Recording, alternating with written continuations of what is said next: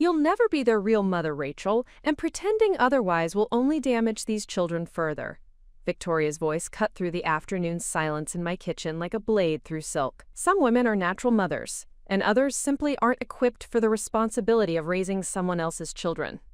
Those words from my sister-in-law still echo in my mind as I share this story of transformation, vindication, and the profound journey from rejection to recognition that would ultimately redefine not just my relationship with my stepchildren, but my understanding of what it truly means to be a mother. Before we jump back in, tell us where you're tuning in from, and if this story touches you, make sure you're subscribed, because tomorrow I've saved something extra special for you.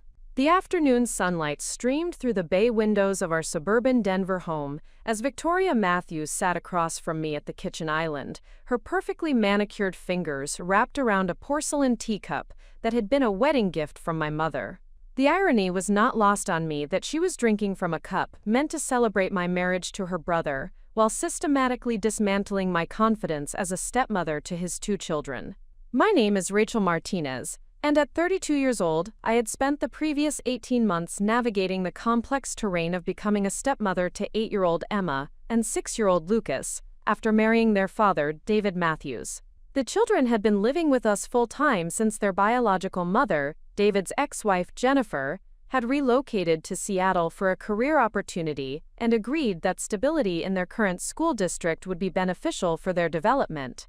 Victoria had requested this afternoon meeting under the pretense of discussing holiday arrangements, but I quickly realized that her agenda was far more personal and devastating than coordinating family gatherings. As David's older sister and a child psychology professor at the University of Colorado, Victoria carried significant influence within the Matthews family, and her professional credentials lent authority to her assessments of parenting capabilities and child welfare. Rachel, I need to address some concerns that have been brought to my attention regarding your approach to parenting Emma and Lucas, Victoria began, her tone carrying the measured authority of someone accustomed to delivering difficult academic evaluations. As someone who has dedicated my career to understanding child development and family dynamics, I feel obligated to provide you with some perspective on the situation. The formality of her language immediately put me on edge, but I attempted to maintain composure as I poured myself tea from the matching porcelain set. "What kind of concerns?" I asked, genuinely confused about what might have prompted this unexpected confrontation. "The children seem to be adjusting well to our family dynamic, and their teachers have been positive about their academic progress and social development." Victoria's expression shifted to what I would later recognize as condescending sympathy, the kind of look reserved for students who had submitted work that was well-intentioned but fundamentally flawed. "That's exactly the problem, Rachel. You're focusing on superficial indicators, rather than understanding the deeper psychological needs of children who have experienced parental separation and family restructuring." She opened her leather portfolio and withdrew several sheets of handwritten notes, as if she had been conducting a formal study of my parenting approaches. Children in blended family situations require specialized understanding of attachment theory, trauma-informed care, and the delicate process of building trust with non-biological parental figures. These are not intuitive skills that can be developed through good intentions and trial-and-error approaches. The clinical language she employed felt like armor designed to make her assessment seem objective rather than personal, but the underlying message was becoming increasingly clear. In Victoria's professional judgment, I lacked the fundamental qualifications necessary to serve as an effective parental figure for Emma and Lucas. "I've been reading extensively about step-family dynamics," I replied, gesturing toward the stack of parenting books that had become my constant companions since David and I began discussing marriage. "I've taken online courses in child development, attended workshops on blended family integration, and even consulted with a family therapist to ensure I was approaching this transition thoughtfully." Victoria's smile was patronizing, the kind of expression reserved for well-meaning amateurs who believed that enthusiasm could substitute for expertise. "Academic study is certainly commendable, Rachel, but effective parenting requires innate emotional intelligence and intuitive understanding of child psychology that cannot be acquired through textbooks and workshops. Some individuals possess natural maternal instincts, while others are better suited to supporting roles within family structures. The implication hung in the air between us like smoke from a fire that was just beginning to consume everything I had worked to build over the previous 18 months. Victoria was not merely questioning my parenting methods, she was challenging my fundamental capacity to serve as a mother figure to David's children. What specific behaviors or incidents have concerned you? I asked, desperately searching for concrete examples that might allow me to address her criticisms through improved approaches or modified strategies. Emma and Lucas seem comfortable with me, and we've established routines and boundaries that appear to be working effectively. Victoria consulted her notes, with the deliberate precision of a prosecutor presenting evidence in a criminal trial. Emma confided in me last week that she feels confused about her role in the family structure, and uncertain about how to navigate her relationship with you. She expressed concern that accepting you as a maternal figure might somehow betray her loyalty to her biological mother. The revelation struck me like a physical blow, not because Emma's confusion was unexpected, but because Victoria had positioned herself as the confidant who received these sensitive communications, rather than encouraging Emma to discuss her feelings with David or me directly. Lucas has been exhibiting behavioral regression at school, Victoria continued, reading from her carefully prepared documentation. His teacher reported that he has become more withdrawn during group activities, and has been asking repeatedly when his is coming back. These are classic indicators of attachment disruption caused by inappropriate pressure to form premature bonds with substitute parental figures. Each piece of evidence felt like another nail being hammered into the coffin of my step-parenting aspirations. Victoria's professional background and systematic approach to documenting problems made her assessment feel clinical and irrefutable, rather than subjective and personal. Children who have experienced parental separation require specialized care from individuals who understand the complex psychological processes involved in grief, adaptation, and identity formation, she explained, her voice taking on the lecture hall tone she undoubtedly used with her university students. Well-intentioned adults without proper training can inadvertently cause additional trauma by attempting to fill roles they are not equipped to handle. The kitchen that had been the heart of our family's daily routine suddenly felt like a courtroom where I was being tried and found guilty of charges I had not fully understood I could commit. The breakfast nook where Emma and I had spent countless mornings working on homework assignments, the kitchen island where Lucas and I had conducted elaborate cooking experiments, and the dining table where all four of us had shared family meals, now felt like evidence of my presumptuous overreach into territory that belonged to someone more qualified. I appreciate your concern for Emma and Lucas, I said, my voice barely steady as I struggled to maintain composure in the face of this systematic dismantling of my confidence. But I love these children, and I've been trying to provide them with stability and support during what I understand is a difficult transition period. Victoria's response was swift and definitive, delivered with the authority of someone who had spent years studying the exact situation we were discussing. Love is not sufficient, Rachel. Effective parenting requires psychological sophistication, emotional regulation skills, and intuitive understanding of child development that extends far beyond affection and good intentions. She leaned forward across the kitchen island, her blue eyes cold and calculating in a way that reminded me uncomfortably of a predator evaluating prey. You'll never be their real mother, Rachel, and pretending otherwise will only damage these children further. Some women are natural mothers, and others simply aren't equipped for the responsibility of raising someone else's children. The words landed with devastating precision, each syllable carefully chosen to demolish the identity I had been constructing through 18 months of dedicated effort and emotional investment. Victoria was not merely expressing concern about my parenting approaches. She was declaring me fundamentally unfit for the role I had been attempting to fulfill.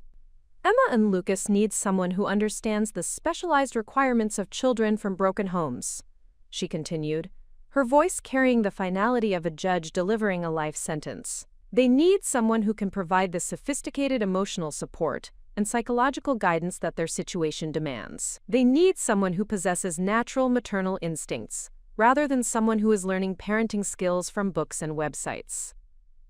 The kitchen fell silent except for the steady tick of the antique clock that David's grandmother had given us as a wedding gift. Even that sound seemed to mock me now, marking the passage of time I had wasted pursuing a role that Victoria had determined was beyond my capabilities. What are you suggesting? I asked weakly. though I suspected I already understood the implications of her assessment. Victoria's expression softened slightly, as if she were delivering compassionate guidance, rather than delivering a devastating verdict about my fundamental inadequacy. I think it would be beneficial for everyone involved if you stepped back from primary parenting responsibilities and allowed David to handle the children's emotional and developmental needs. You could maintain a supportive role within the household, while acknowledging that Emma and Lucas require specialized care from someone with appropriate qualifications. The suggestion felt like being asked to participate in my own professional execution while maintaining gratitude for the opportunity to contribute to the process. Victoria was proposing that I remain in the house as a domestic support person, while abandoning any attempt to serve as a genuine parental figure to the children I had come to love as my own. David and I discussed this arrangement when we decided to get married, I replied, struggling to find solid ground in the conversation that seemed designed to undermine every foundation of our family structure.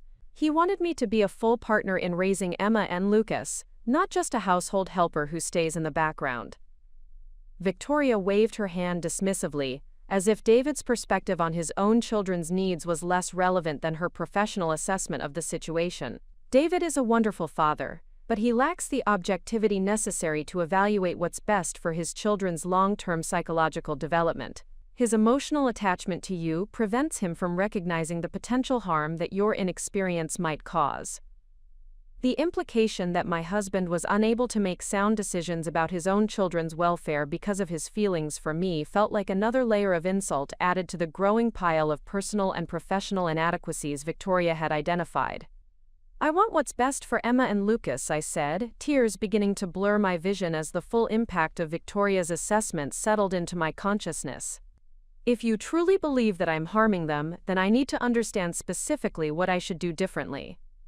Victoria's smile returned, but it carried no warmth or encouragement. Instead, it conveyed the satisfied expression of someone who had successfully delivered a difficult but necessary message. The most loving thing you can do for these children is acknowledge your limitations and allow someone more qualified to guide their development. There's no shame in recognizing that some responsibilities require specialized training and natural abilities that not everyone possesses. Preparing and narrating this story took us a lot of time, so if you are enjoying it, subscribe to our channel, it means a lot to us. Now back to the story. As Victoria gathered her papers and prepared to leave, she delivered one final assessment that would haunt my thoughts for weeks to come.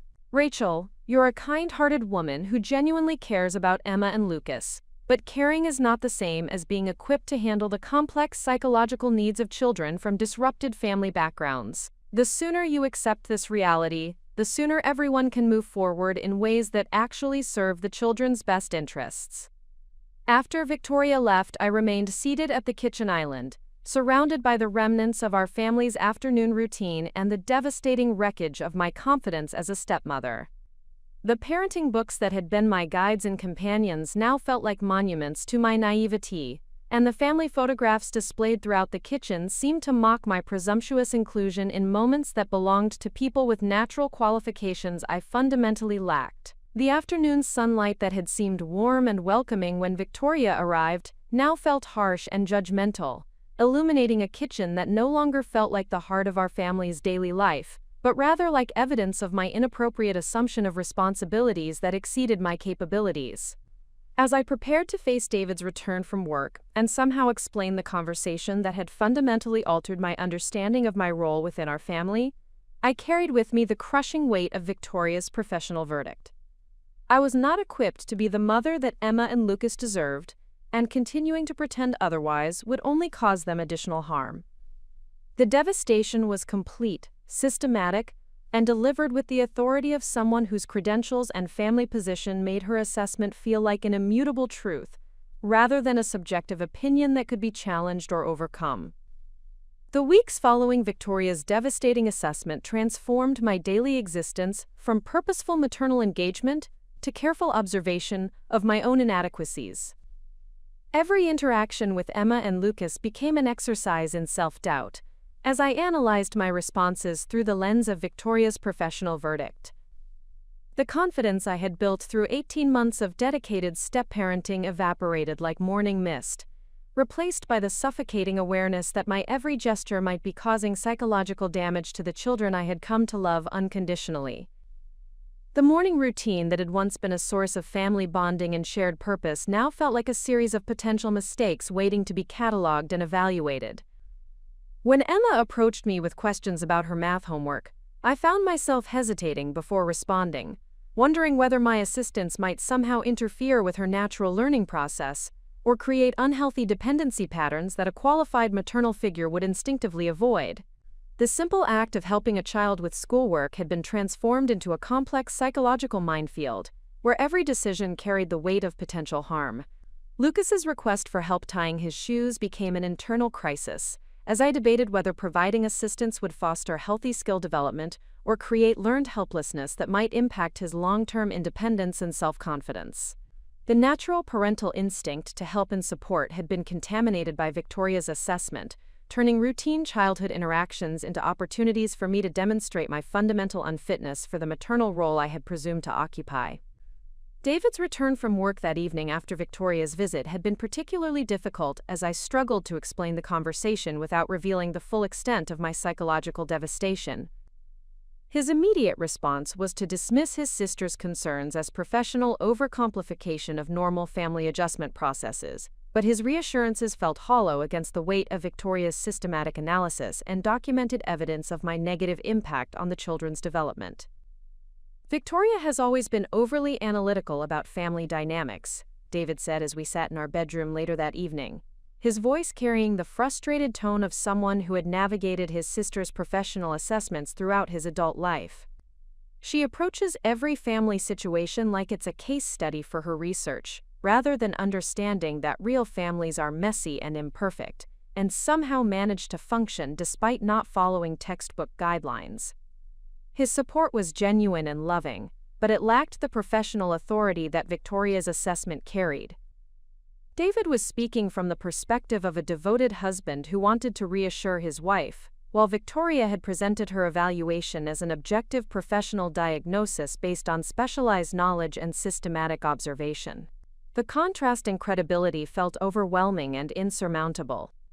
Sleep became increasingly elusive as my mind replayed every interaction with Emma and Lucas from the previous 18 months, searching for evidence that might either validate or contradict Victoria's conclusions about my impact on their psychological development. The bedtime stories I had read, the scraped knees I had bandaged, the homework struggles I had navigated, and the countless moments of daily care I had provided, all became suspect memories that might represent inappropriate overreach rather than natural maternal responses.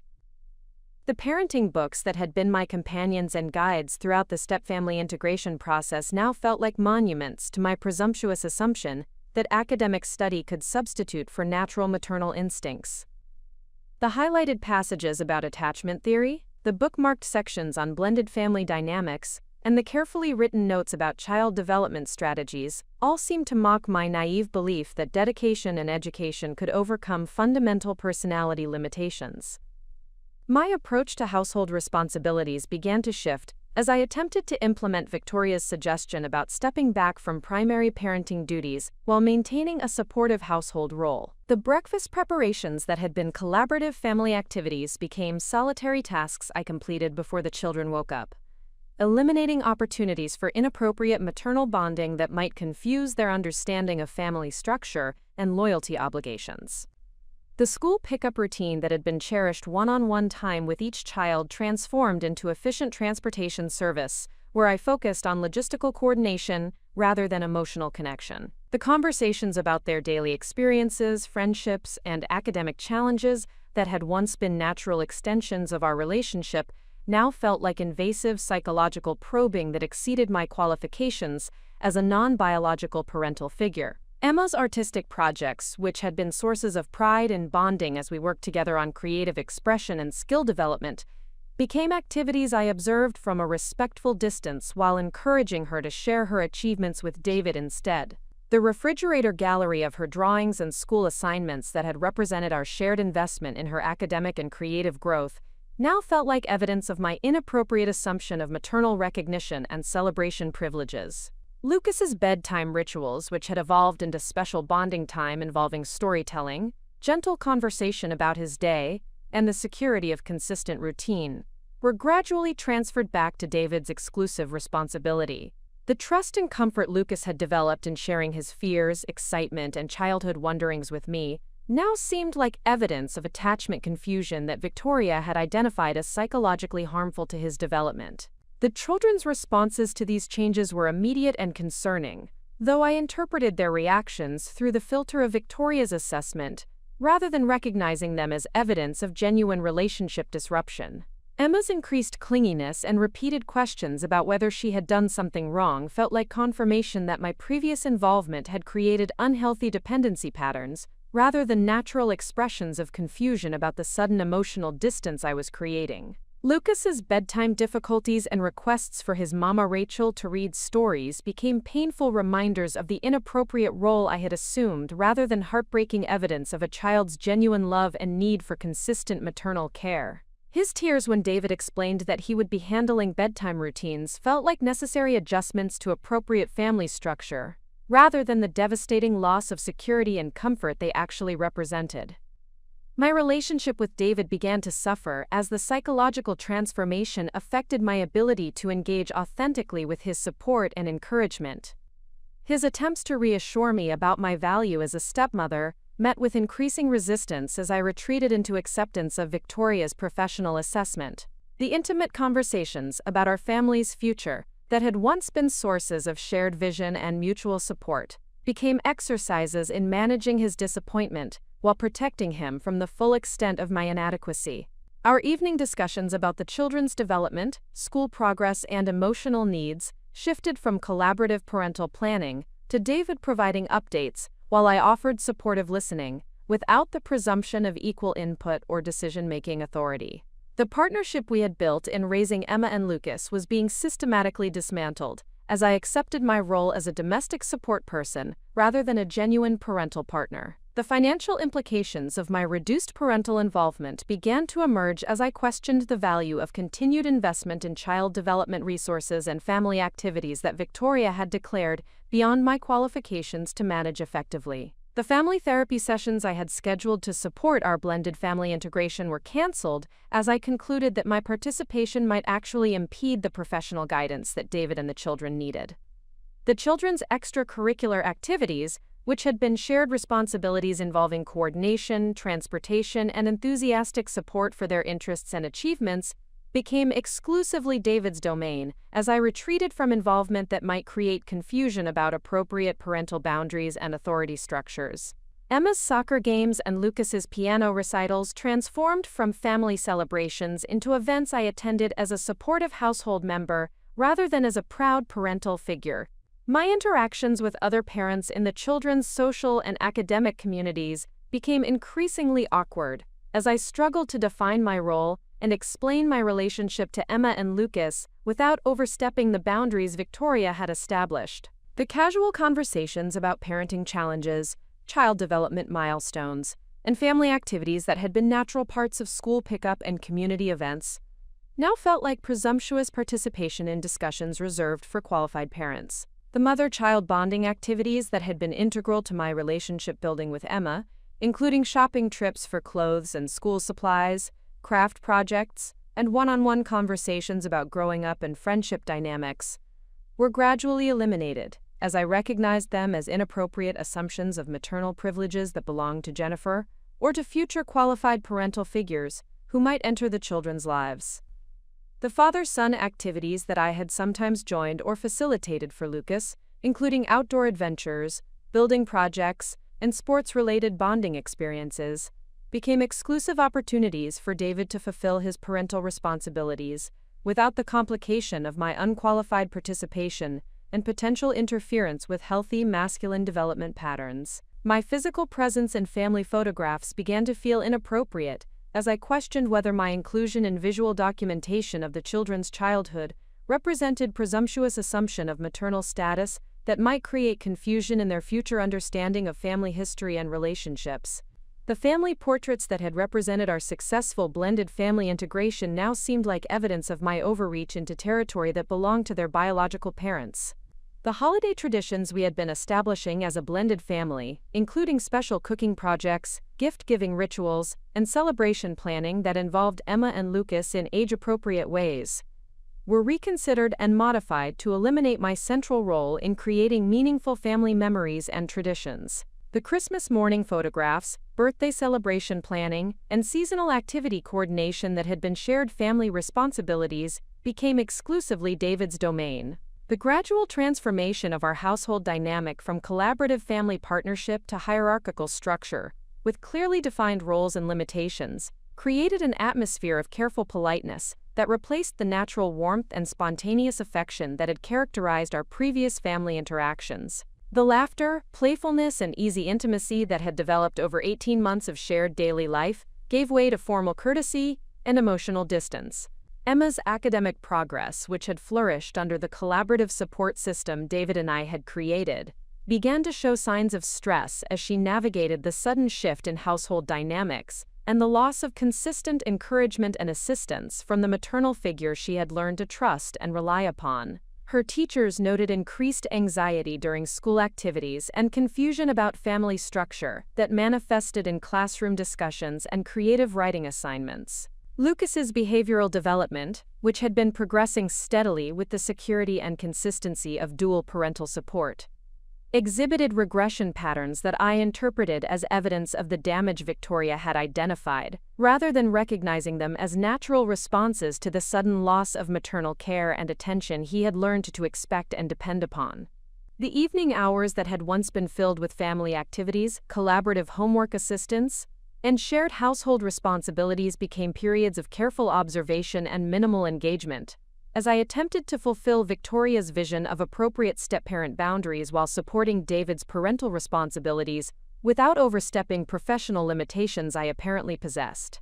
As the weeks accumulated into a month of this modified family structure, I found myself settling into a mindset of resigned acceptance that would have been unimaginable during our previous period of successful family integration and mutual affection.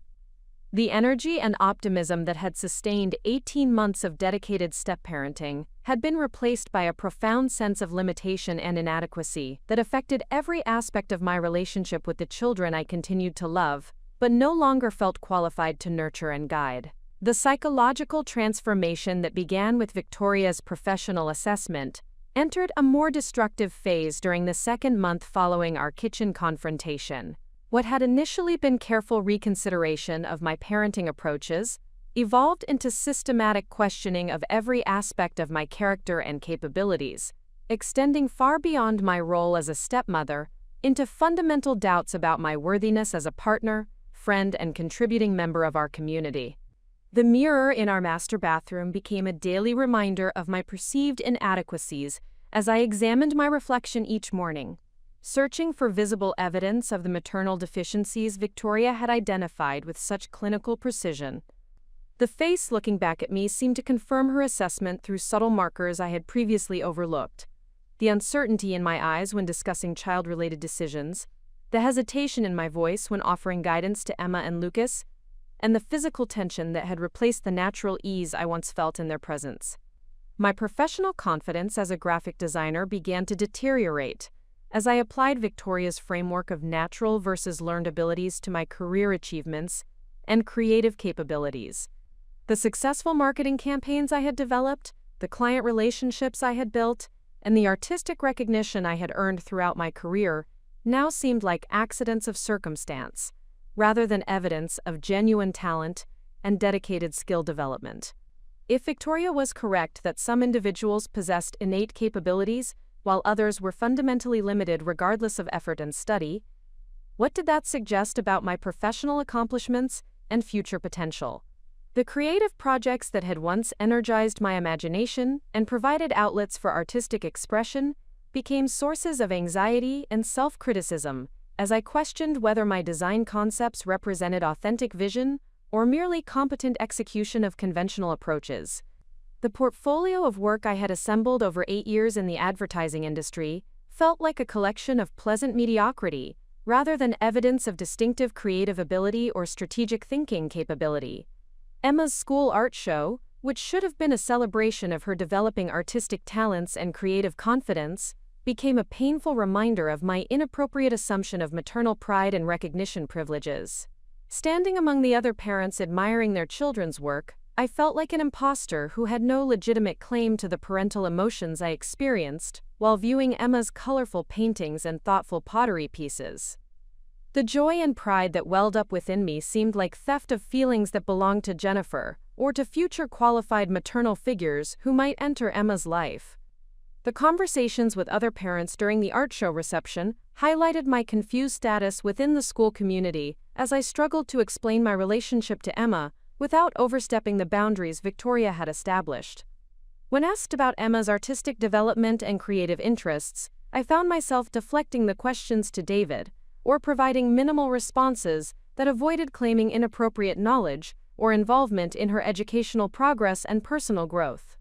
Lucas's soccer practice sessions, which had been opportunities for supportive encouragement and shared investment in his athletic development, became exercises in careful observation from appropriate distances, while avoiding any behavior that might suggest maternal authority or excessive emotional involvement. The cheers of encouragement I had previously offered from the sidelines now felt like presumptuous participation in parental roles that exceeded my qualifications and appropriate boundaries within the family structure. My relationship with David's extended family began to reflect the psychological transformation as I retreated from active participation in family gatherings and celebrations that might require me to assume inappropriate parental responsibilities or speak with authority about Emma and Lucas's development, interests, and needs.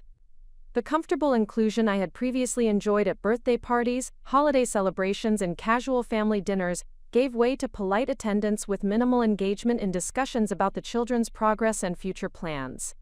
Victoria's presence at these family events became particularly challenging as her knowing glances and subtle comments reinforced the professional assessment she had delivered, while highlighting my reduced role and diminished confidence in family discussions.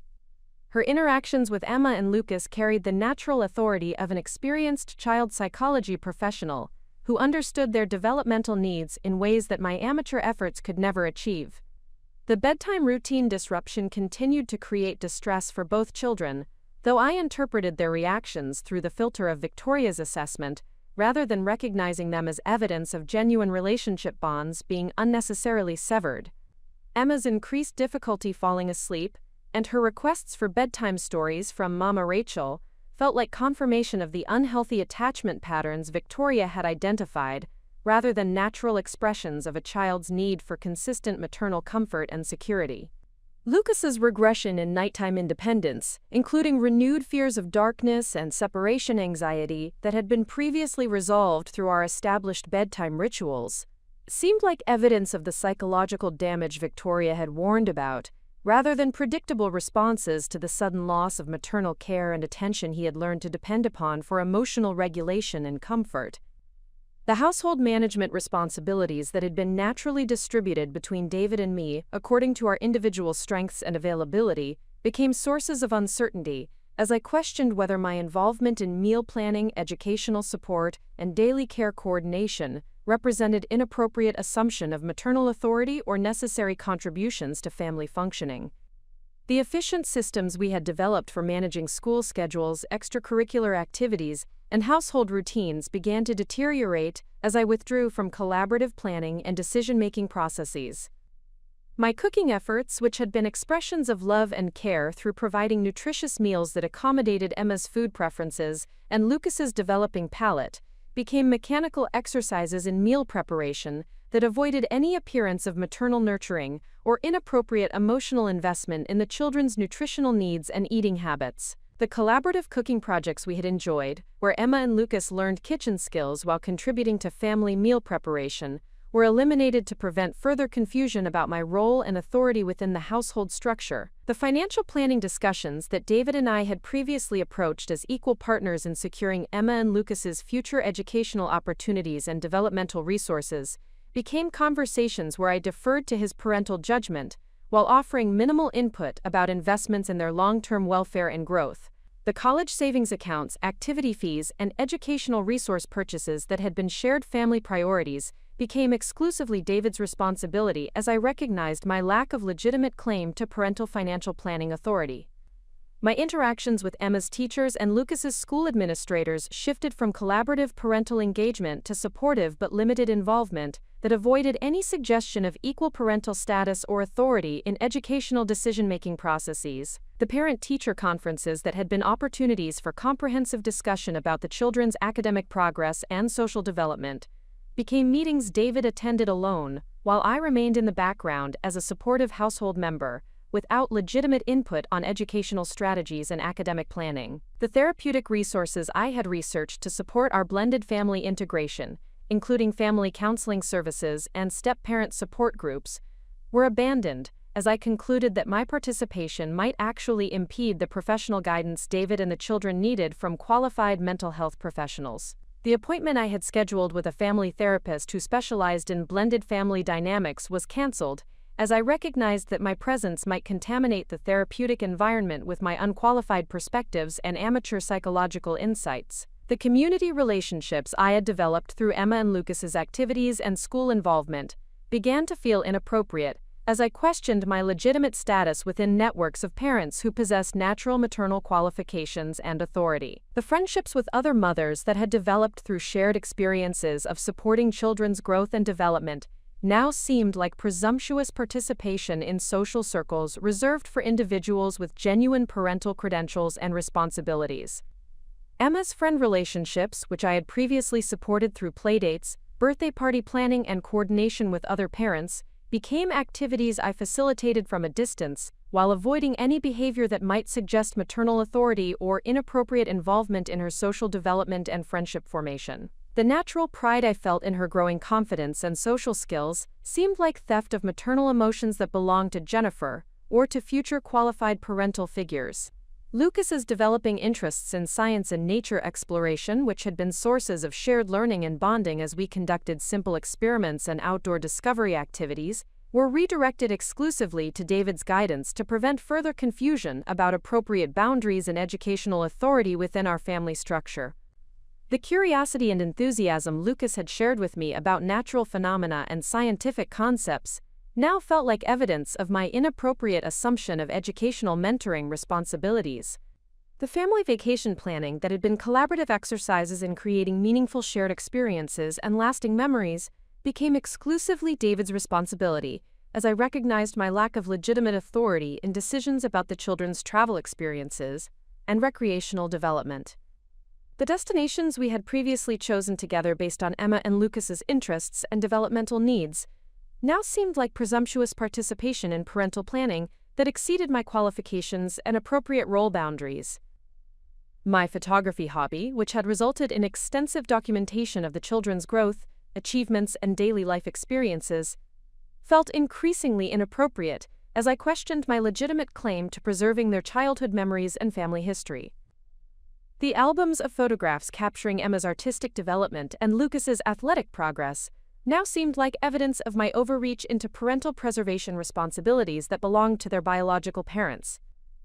The holiday traditions we had been establishing as a blended family, including special recipes, gift-giving customs, and celebration rituals that incorporated Emma and Lucas's preferences and cultural backgrounds, were reconsidered and modified to eliminate my central role in creating meaningful family memories and seasonal experiences. The Christmas morning documentation, birthday celebration coordination, and holiday meal preparation that had been shared family responsibilities became exclusively David's domain. As the psychological spiral deepened, I began to view other step-parents and blended families through the lens of Victoria's assessment, searching for evidence that might either validate or contradict her conclusions about the fundamental limitations of non-biological parental relationships. The successful step-families I observed in our community seemed like rare exceptions that proved the general rule about the superiority of biological parental bonds and the inherent limitations of substitute parental figures. The social isolation that resulted from my psychological transformation compounded the effects of professional and parental inadequacy as I retreated from discussions about family life, child development, and future planning that might require me to acknowledge my diminished role and reduced authority within our household structure.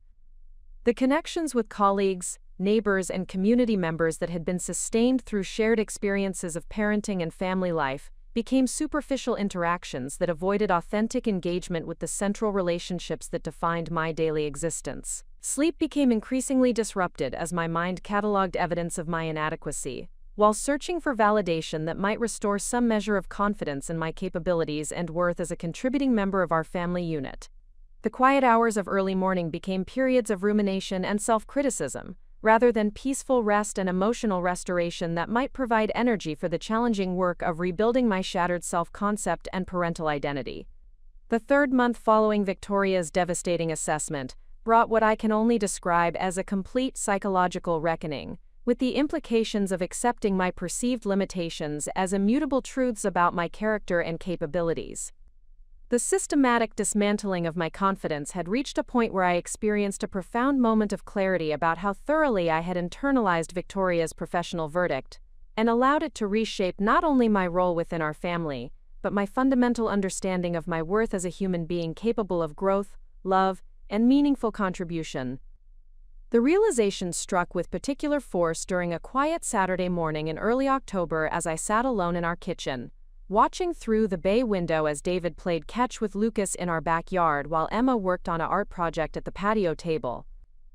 The scene represented everything I had once been part of, and everything I had systematically removed myself from based on Victoria's assessment of my fundamental inadequacy as a parental figure.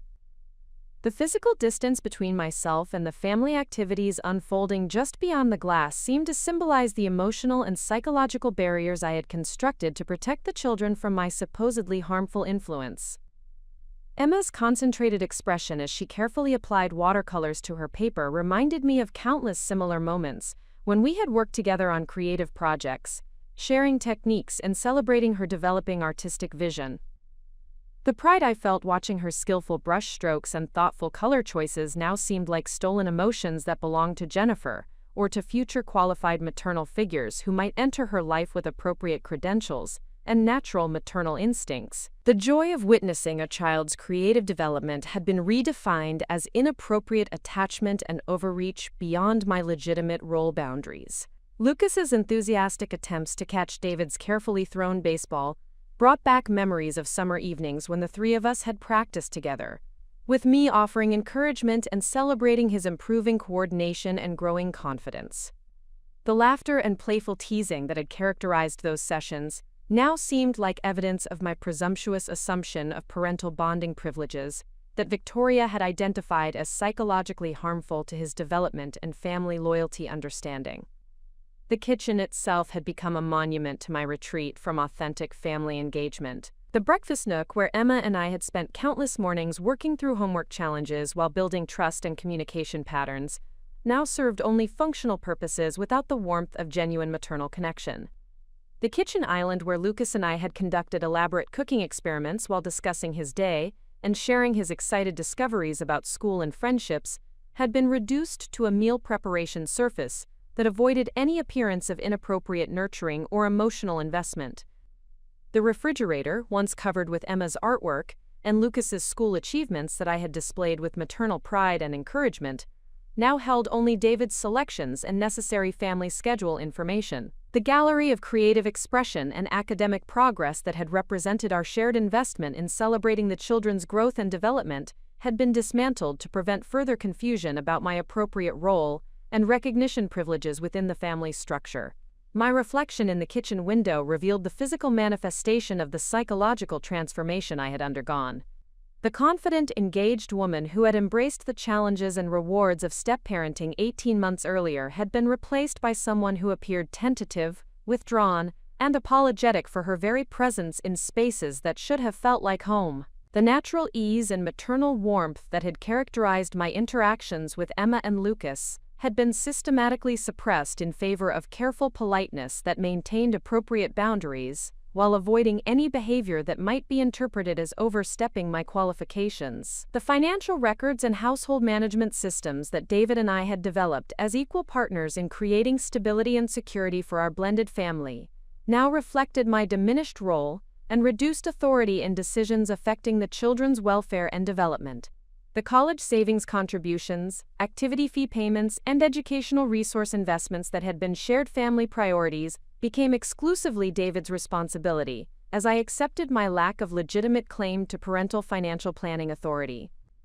The children's medical appointments, which had been naturally distributed between us based on availability and the particular needs of each situation, became exclusively David's domain, as I recognized my inappropriate assumption of healthcare decision-making responsibilities that required genuine parental authority and natural maternal instincts. The pediatric visits where I had provided emotional support and advocacy for Emma and Lucas now seemed like presumptuous participation in medical care coordination that exceeded my qualifications and appropriate involvement boundaries.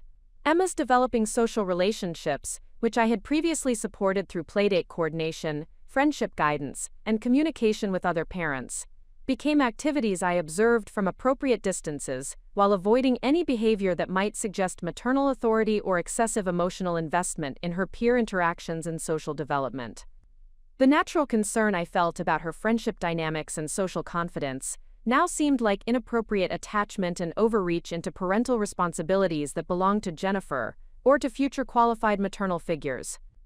Lucas's academic progress, which had flourished under the collaborative support system David and I had created, through consistent homework assistance, educational enrichment activities, and communication with his teachers, began to show signs of disruption as he navigated the confusion of suddenly reduced maternal support and engagement.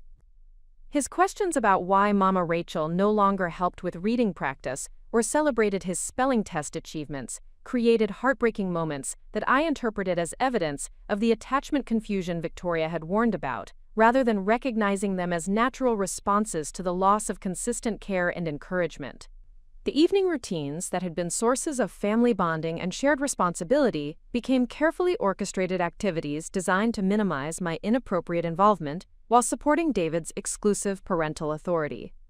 The bedtime stories, homework supervision, and daily conversation about school experiences and personal concerns that had been naturally distributed between us according to the children's needs and our individual availability were restructured to eliminate my presumptuous assumption of equal parental status and decision-making authority.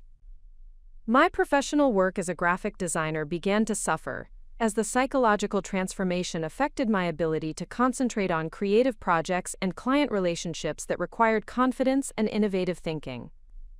The marketing campaigns I had developed with enthusiasm and strategic insight now seemed like competent but unremarkable execution of conventional approaches, rather than evidence of distinctive creative ability or valuable professional contribution. If Victoria was correct about the fundamental limitations of individuals who lacked natural abilities, what did that suggest about my career achievements and future potential for meaningful professional growth? The client presentations that had once been opportunities to showcase creative solutions and strategic thinking became sources of anxiety, as I questioned whether my design concepts represented authentic vision or merely adequate technical execution of standard industry practices. The positive feedback and project renewals that had sustained my professional confidence throughout 8 years in the advertising industry now seemed like polite recognition of acceptable work rather than validation of genuine talent and valuable creative contribution. The creative projects that had provided outlets for artistic expression and personal fulfillment outside of family responsibilities became reminders of my fundamental limitations and lack of distinctive capability.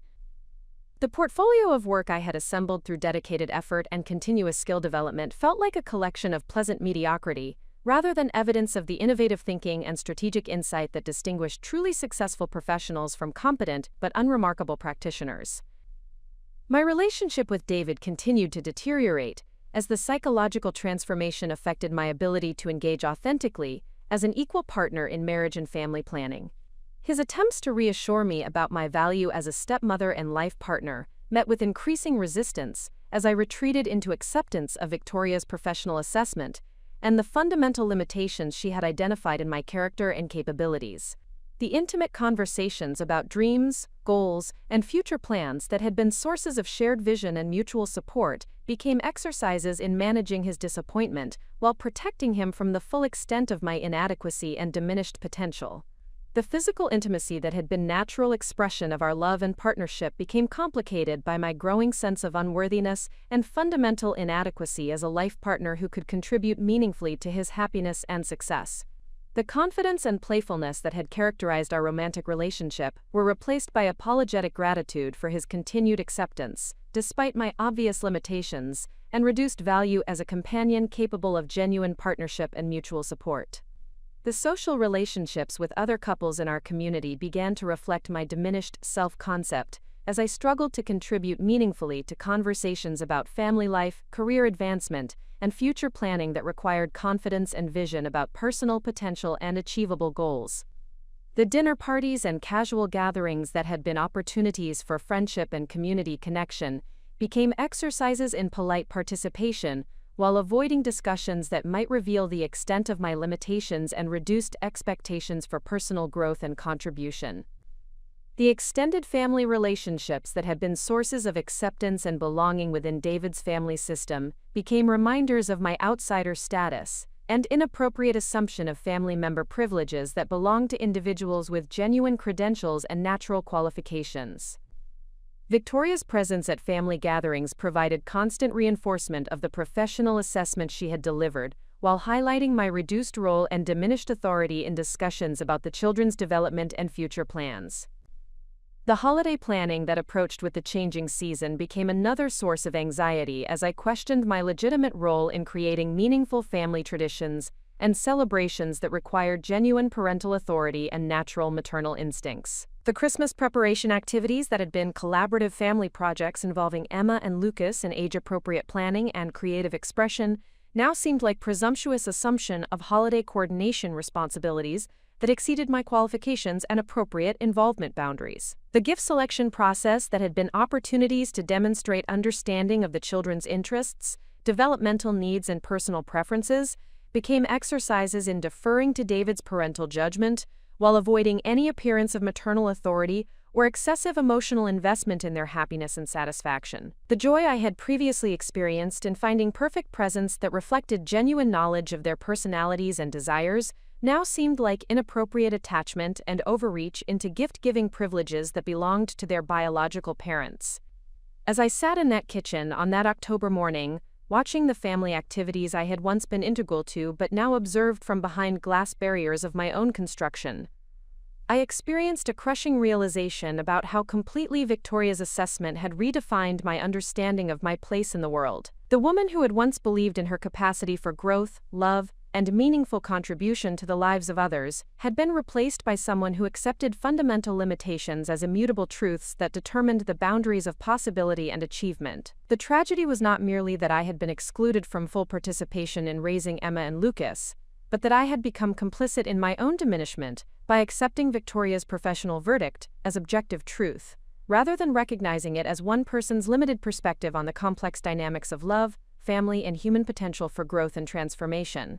The crushing weight of this realization settled over me as I understood how thoroughly I had surrendered my own authority over my life and relationships in deference to someone else's assessment of my fundamental inadequacy and limited potential for meaningful contribution to the welfare and happiness of the people I loved most deeply. The 4th month following Victoria's professional assessment marked my complete psychological surrender to the limitations she had identified, transforming what had begun as painful reconsideration of my parenting approaches into systematic acceptance of fundamental inadequacy that extended into every aspect of my existence.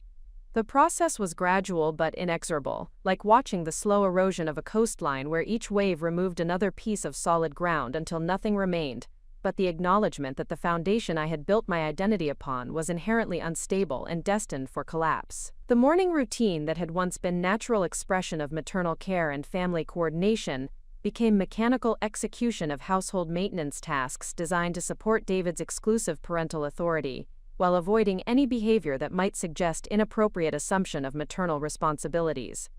The breakfast preparation that had been collaborative family activity involving Emma and Lucas in age-appropriate cooking skills and nutritional education was reduced to efficient meal service that eliminated opportunities for bonding or educational engagement that exceeded my qualifications as a domestic support person. Emma's school preparation, which had previously involved collaborative selection of clothing appropriate for weather and activities, discussion of daily schedules and expectations, and emotional preparation for academic and social challenges, became purely logistical coordination focused on transportation and supply management. The conversations about her friendships, academic concerns, and creative projects that had been natural extensions of our maternal relationship were eliminated to prevent further confusion about family structure and appropriate authority boundaries. Lucas's morning needs, which had included assistance with personal hygiene routines, encouragement for developing independent skills, and emotional support for separation anxiety or school-related concerns, were redirected exclusively to David's parental care to avoid my continued interference with healthy child development patterns. The gentle guidance and reassuring presence I had provided during his transition from dependent child to capable student now seemed like evidence of the attachment disruption Victoria had identified as psychologically harmful. The household management systems that David and I had developed as equal partners in creating stability and efficiency for our blended family underwent systematic restructuring to reflect my diminished role and appropriate limitations. The shared calendar coordination, financial planning discussions, and domestic responsibility distribution that had been collaborative exercises and mutual support became exclusively David's domain, as I accepted my lack of legitimate authority in decisions affecting family welfare and long-term planning. My professional responsibilities as a graphic designer began to reflect the psychological transformation as I applied Victoria's framework of natural versus learned capabilities to my career performance and creative output. The client relationships I had built through dedicated service and innovative problem-solving now seemed like professional courtesy extended to competent but unremarkable service providers, rather than recognition of distinctive talent and valuable strategic insight. The marketing campaigns that had generated measurable results and client satisfaction felt like accidental successes rather than evidence of creative ability and business acumen. The creative projects that had once energized my imagination and provided outlets for artistic expression became routine technical execution, focused on meeting basic requirements rather than pursuing innovative solutions or distinctive visual communication. The portfolio of work that had represented 8 years of professional development and artistic growth was reinterpreted as adequate technical competence rather than evidence of creative vision and strategic thinking capability. Emma's academic progress monitoring, which had been shared responsibility involving regular communication with teachers, homework supervision, and educational enrichment activities, became exclusively David's parental obligation as I recognized my inappropriate assumption of educational authority and scholastic guidance responsibilities. The pride I had felt in her improving reading skills, mathematical understanding, and creative writing development now seemed like theft of parental emotions that belonged to Jennifer or to future qualified maternal figures who might enter her educational journey. The parent-teacher conferences that had been opportunities for comprehensive discussion about Emma's social development, academic challenges, and individual learning needs became meetings David attended alone, while I remained in the background as a supportive household member without legitimate input on educational strategies and academic planning. The insights I might have offered about her learning preferences, social interactions, and creative interests were deemed inappropriate contributions from someone without genuine parental status and natural maternal understanding. Lucas's extracurricular activities, which had been sources of shared investment in his athletic development and social skill building, became exclusively David's responsibility for transportation, encouragement, and progress evaluation. The soccer practices where I had provided sideline support and celebration of his improving coordination and team participation now seemed like presumptuous involvement in parental roles that exceeded my qualifications and appropriate boundaries within the family structure. The coaching conversations with Lucas about sportsmanship, effort, and personal improvement that had been natural extensions of our relationship were eliminated to prevent further confusion about authority and guidance responsibilities that belonged to his father and qualified adult mentors, rather than to substitute parental figures without appropriate credentials or natural coaching instincts. My relationship with David's extended family continued to deteriorate as I fully embraced my reduced status and eliminated any behavior that might suggest equal family member privileges or inappropriate assumption of parental recognition within family gatherings and celebrations. The holiday planning discussions, gift coordination activities, and family tradition participation that had been natural expressions of inclusion and belonging were restructured to reflect my appropriate role as David's spouse, rather than as a genuine parental figure with legitimate input on children's experiences and family memories. Victoria's presence at family events became less threatening as I fully accepted her professional assessment and acknowledged the accuracy of her evaluation regarding my fundamental limitations and inappropriate assumptions about my capabilities. Her interactions with Emma and Lucas carried the natural authority of someone with genuine qualifications and understanding of child development, while my presence represented well-intentioned but ultimately harmful interference with their psychological welfare and healthy family attachment patterns. The financial planning conversations that had previously involved collaborative decision-making about college savings, educational resources, and long-term security for Emma and Lucas became exclusively David's responsibility, as I accepted my lack of legitimate claim to parental financial authority and investment planning privileges. The contributions I had made to their future educational opportunities now seemed like presumptuous assumption of financial obligations that belonged to their biological parents rather than to substitute figures without genuine parental status. The children's medical care coordination, which had been naturally distributed between David and me based on availability and specific needs of each situation, became his exclusive domain, as I recognized my inappropriate involvement in healthcare decisions and medical advocacy that required genuine parental authority and natural maternal instincts. The pediatric appointments where I had provided emotional support and communication assistance now seemed like overreach into medical care responsibilities that exceeded my qualifications and appropriate involvement boundaries. Emma's social development support, which had included playdate coordination, friendship guidance, and communication with other parents about social activities and peer relationships, was eliminated from my responsibilities, as I accepted that such involvement required natural maternal understanding and parental authority that I fundamentally lacked. The concern I felt about her friendship dynamics and social confidence was reframed as inappropriate attachment rather than genuine care for her emotional welfare and developmental needs.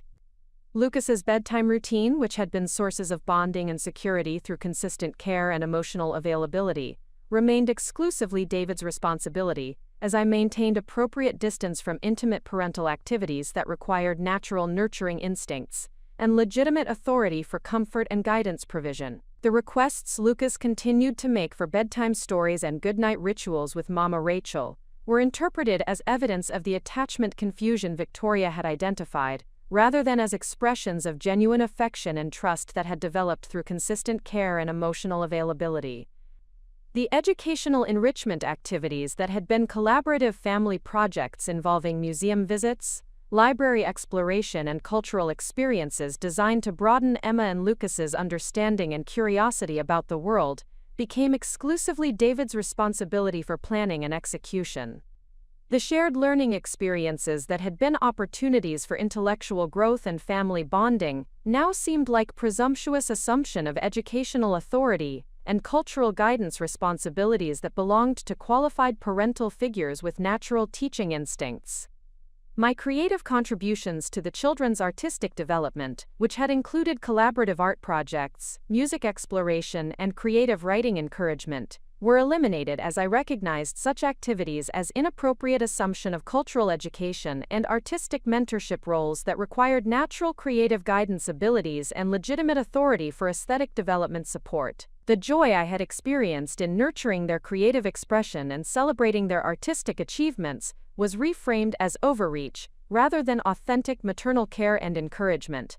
The household traditions we had been establishing as a blended family, including special meal preparations, seasonal celebrations, and recreational activities that incorporated Emma and Lucas's preferences and interests, were systematically modified to eliminate my central role in family memory creation and tradition establishment. The cooking projects we had enjoyed together, the holiday preparations that had involved their creative input, and the weekend activities that had been sources of shared enjoyment became exclusively David's domain for planning and coordination. The photographic documentation of the children's growth, achievements, and daily experiences that had been natural expressions of maternal pride and family history preservation now seemed like inappropriate assumption of memory-keeping responsibilities that belonged to their biological parents rather than to substitute figures without legitimate claim to family documentation privileges.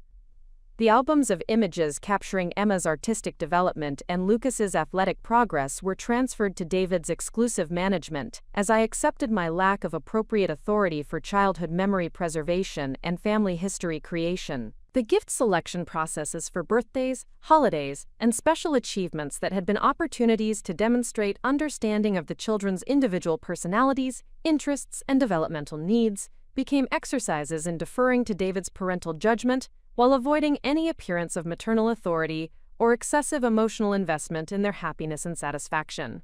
The knowledge I had accumulated about their preferences, dreams, and individual characteristics now seemed like inappropriate, intimate understanding that exceeded my legitimate role boundaries and relationship authority. As the weeks accumulated into months of this systematically reduced involvement and carefully maintained appropriate boundaries, I found myself settling into a psychological space of complete acceptance that would have been unimaginable during our previous period of authentic family integration and mutual affection.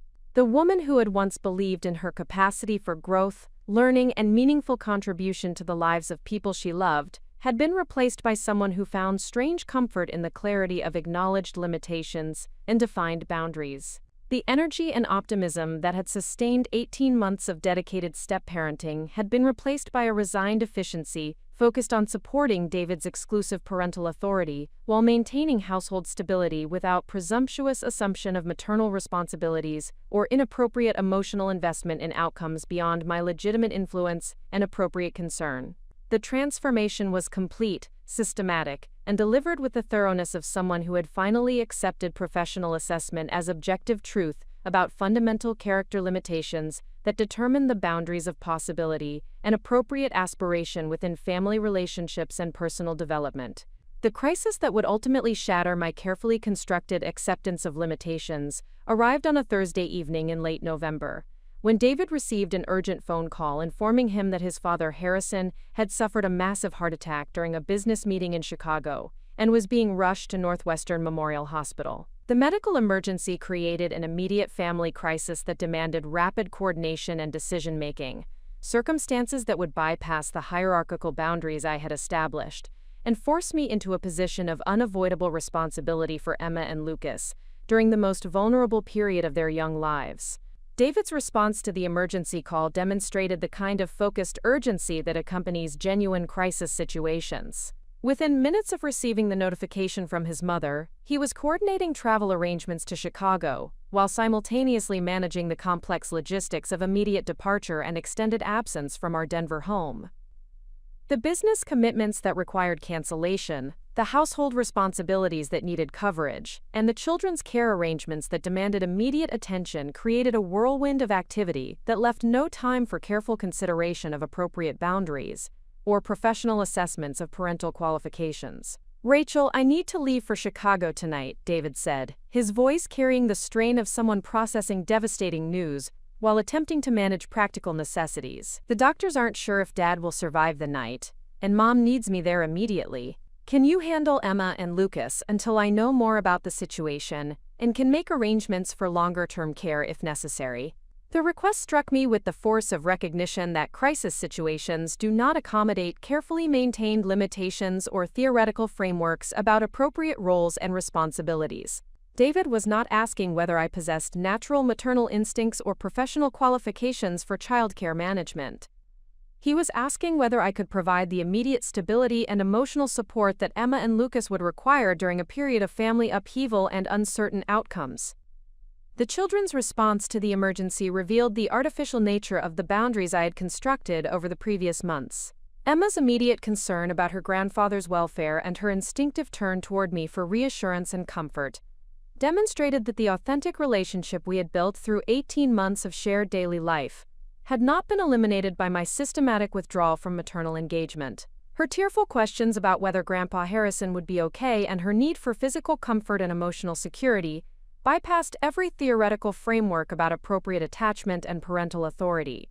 Lucas's confusion about the sudden disruption to family routine and his natural seeking of comfort from the adult who had provided consistent care and emotional availability throughout his daily life revealed the futility of attempting to restructure genuine relationships based on professional assessments of theoretical appropriateness. His questions about why Daddy had to leave and when he would return required immediate attention and authentic reassurance, rather than referral to appropriate authority figures or deference to qualified parental judgment. The practical requirements of managing the children's immediate needs while supporting David's departure preparations, forced me into decision-making roles that I had systematically avoided for months.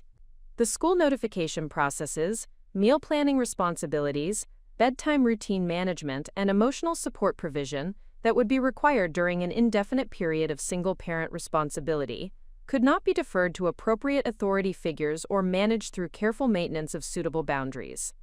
David's departure for Chicago that evening left me alone with Emma and Lucas for the first time since implementing Victoria's recommendations about stepping back from primary parenting responsibilities. The house that had been carefully structured to minimize my inappropriate maternal involvement suddenly required my complete engagement with every aspect of the children's care, education, and emotional welfare. The systems and routines that had been modified to reflect my diminished role and appropriate limitations were inadequate for managing the comprehensive responsibilities that single-parent situations demanded. Emma's bedtime routine, which had been exclusively David's responsibility for months to prevent further attachment confusion and inappropriate maternal bonding, became my immediate obligation as she struggled with anxiety about her grandfather's condition and her father's sudden absence. The comfort and security she sought through familiar rituals and emotional reassurance could not be provided through theoretical frameworks or professional boundaries. Her need for genuine care and maternal presence demanded authentic engagement rather than careful maintenance of appropriate limitations. The bedtime stories that had been eliminated from my responsibilities to prevent presumptuous assumption of maternal authority became essential tools for providing comfort and distraction during a period of family crisis and emotional upheaval. Emma's request for the fairy tale narratives we had previously shared required immediate decision-making about whether theoretical appropriateness or genuine care should guide my response to her emotional needs and security requirements. Lucas's difficulty processing the emergency situation and his need for explanation and reassurance about family stability and safety created circumstances that demanded immediate maternal response rather than deference to appropriate authority figures. His questions about medical procedures, hospital environments, and the possibility of permanent family disruption required age-appropriate communication and emotional support that could not be delayed pending consultation with qualified professionals or suitable parental figures. The school communication requirements that arose the following morning forced me into educational advocacy roles that I had systematically avoided for months. Emma's teacher needed notification about the family emergency and its potential impact on her academic performance and emotional state during the period of uncertainty. Lucas's kindergarten instructor required information about temporary care arrangements and contact procedures for the duration of David's absence. These professional communications demanded maternal authority and genuine concern, rather than careful maintenance of appropriate boundaries or deference to legitimate parental status. The practical management of the children's daily schedules, nutritional needs, and activity coordination required comprehensive parental decision-making that bypassed theoretical frameworks about natural maternal instincts and professional qualifications. The breakfast preparation that had been reduced to mechanical meal service became opportunities for providing emotional comfort and family stability through familiar routines and nurturing care. The school preparation activities that had been limited to logistical coordination expanded into comprehensive support for managing anxiety and maintaining normal developmental activities during crisis circumstances. Emma's emotional processing of her grandfather's condition and her concerns about family stability demanded authentic maternal guidance and support that could not be provided through appropriate boundaries or professional limitations. Her questions about death, medical treatment, and family relationships required immediate attention from the adult, who had provided consistent care and emotional availability throughout her developmental years, regardless of theoretical appropriateness or natural qualification assessments. The after-school period, which had been carefully structured to minimize my inappropriate maternal involvement, became intensive, one-on-one time for addressing the children's emotional needs and providing stability during family upheaval.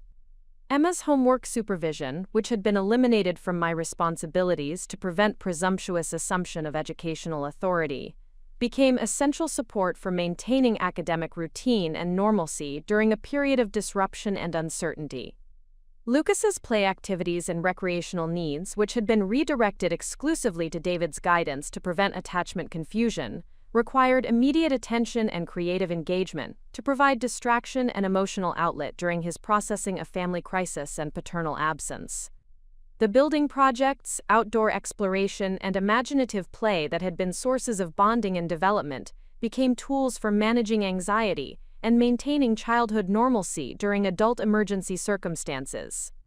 The dinner preparation and family meal coordination that had been reduced to efficient service without maternal nurturing became opportunities for creating stability and comfort through familiar foods, and shared conversation about daily experiences and emotional processing. The collaborative cooking activities that had been eliminated to prevent inappropriate educational involvement were restored as necessary tools for providing distraction and skill building during crisis management.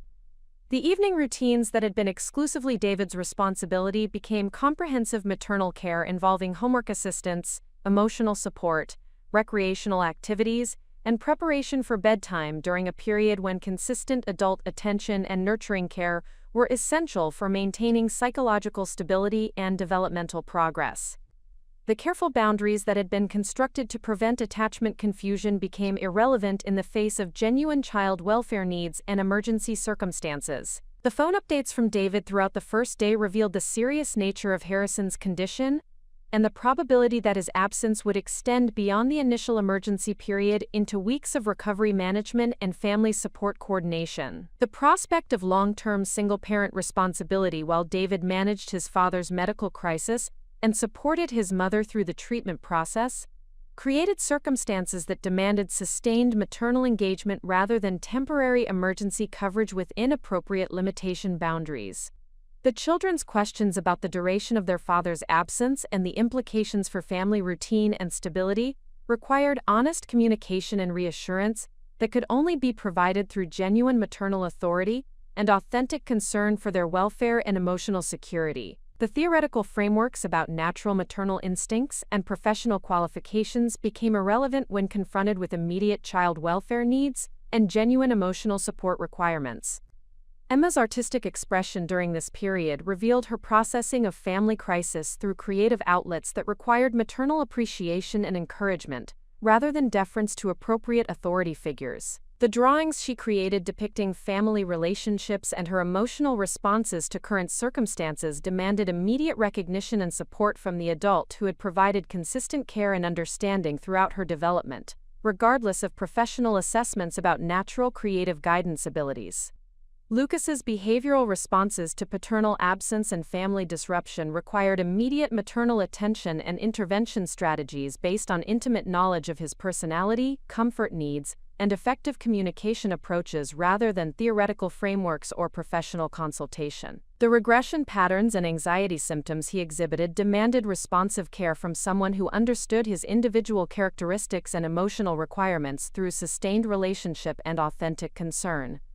As the first week of crisis management progressed, I found myself naturally resuming the comprehensive maternal role that Victoria's assessment had declared inappropriate and potentially harmful to the children's psychological welfare. The authentic care and genuine concern that had been systematically suppressed for months emerged as essential tools for managing family crisis and providing stability during emergency circumstances that demanded immediate and sustained parental response, rather than careful maintenance of theoretical boundaries and professional limitations.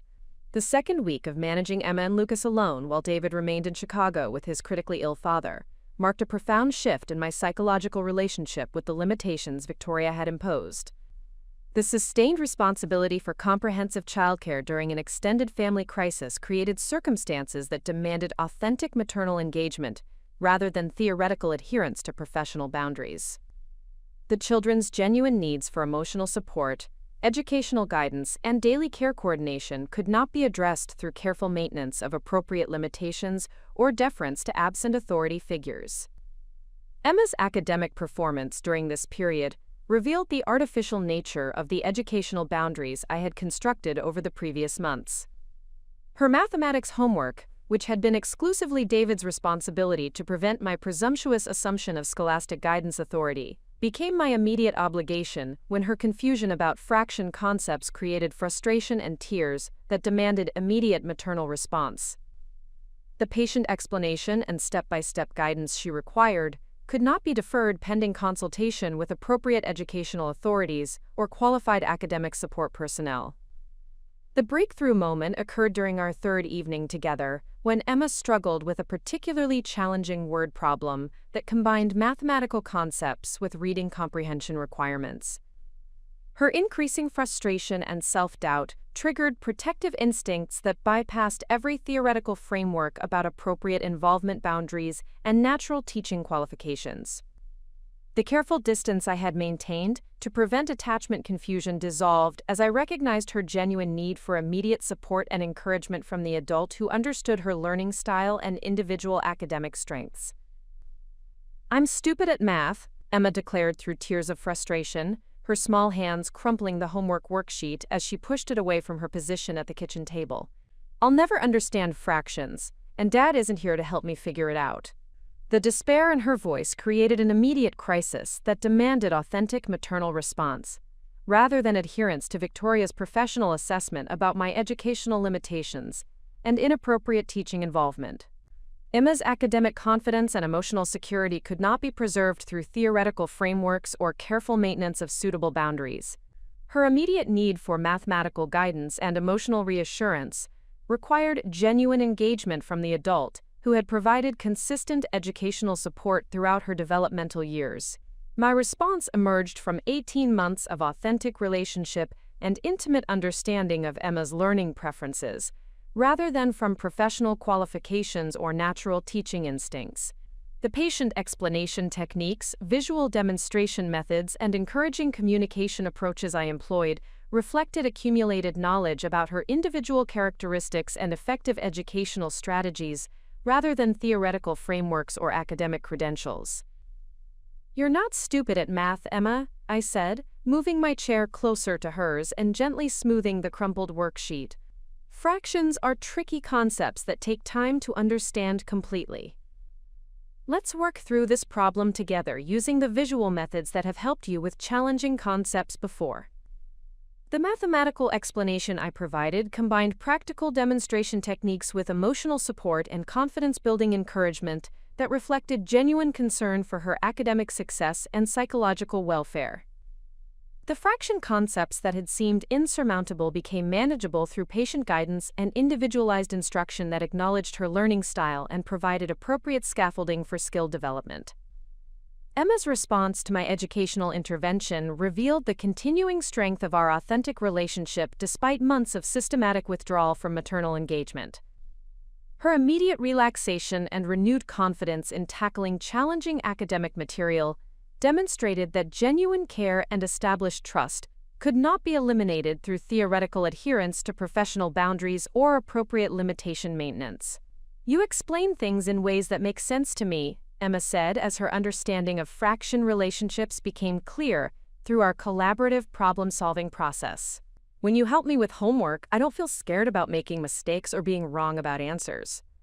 Her observation highlighted the difference between authentic educational support based on genuine relationship and understanding versus theoretical approaches that prioritized professional appropriateness over individual child welfare and academic confidence. The patient guidance and encouraging communication I provided reflected accumulated knowledge about her personality and learning needs rather than formal credentials or natural teaching qualifications. Lucas's behavioral challenges during this period similarly demanded authentic maternal intervention that bypassed theoretical frameworks about appropriate authority boundaries and natural child management instincts.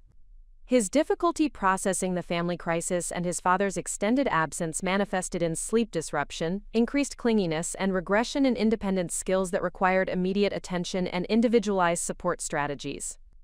The bedtime routine that had been exclusively David's responsibility to prevent attachment confusion became my comprehensive obligation when Lucas experienced nighttime anxiety and separation fears that could not be addressed through appropriate boundary maintenance or deference to qualified parental authority.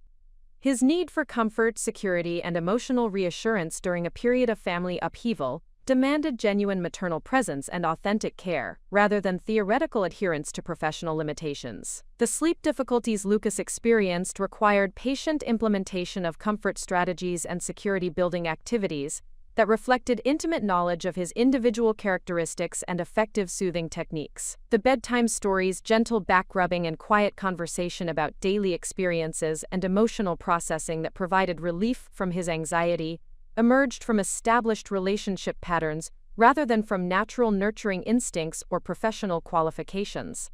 "Will Daddy come back soon?"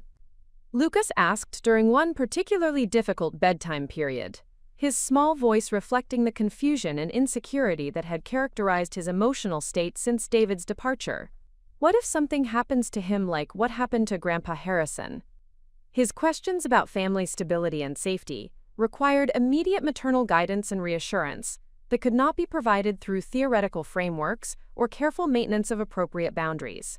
The age-appropriate explanation about medical treatment, family support systems, and the temporary nature of current circumstances demanded authentic communication based on genuine concern for his emotional welfare and psychological security.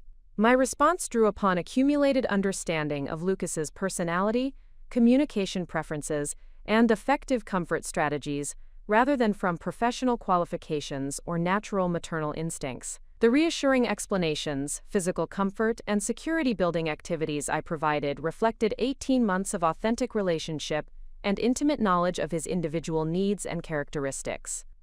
"Daddy is taking care of Grandpa Harrison because that's what families do when someone gets sick," I explained, stroking his hair as he settled into his pillow. "The doctors are helping Grandpa get better, and Daddy will come home as soon as he can.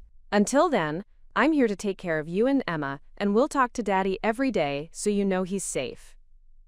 The comfort and security Lucas derived from this maternal guidance revealed the artificial nature of the attachment boundaries I had constructed over the previous months. His immediate relaxation and ability to settle into peaceful sleep demonstrated that genuine care and established trust provided more effective support than theoretical adherence to professional limitations or appropriate role maintenance. The school communication requirements that arose during this period forced me into educational advocacy roles that I had systematically avoided since Victoria's assessment. Emma's teacher expressed concern about her distraction and emotional preoccupation during classroom activities, requesting information about home circumstances and strategies for providing academic support during the family crisis period. Mrs. Patterson's email about Emma's changed behavior in school demanded immediate maternal response rather than deference to appropriate authority figures or educational professionals. The comprehensive information about family circumstances, emotional support strategies, and academic accommodation requests required genuine concern for Emma's educational welfare and authentic knowledge of her individual characteristics and needs. My detailed response to Mrs. Patterson reflected accumulated understanding of Emma's learning style, emotional processing patterns, and effective support strategies rather than theoretical frameworks or professional qualifications. The educational advocacy and support coordination I provided emerged from 18 months of authentic involvement in her academic development and genuine investment in her scholastic success and psychological welfare. The communication established clear expectations for ongoing collaboration between home and school support systems, while providing specific strategies for managing Emma's emotional needs and maintaining academic progress during the family crisis period. The comprehensive approach reflected genuine maternal concern and authentic understanding of her individual requirements rather than appropriate boundary maintenance or professional limitation adherence. Lucas's kindergarten teacher similarly requested information about temporary care arrangements and strategies for supporting his emotional needs during the period of paternal absence. Ms. Rodriguez's concerns about his increased clinginess and separation anxiety during school drop-off required immediate maternal intervention and collaborative problem-solving rather than theoretical adherence to appropriate involvement boundaries. The support strategies I developed with Ms. Rodriguez reflected intimate knowledge of Lucas's personality, comfort needs, and effective communication approaches, rather than professional qualifications or natural child development understanding.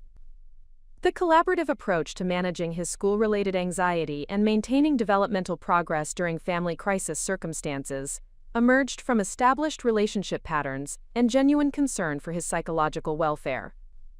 The after-school period during this second week required comprehensive maternal engagement that bypassed every theoretical framework about appropriate limitation maintenance and natural parenting qualifications.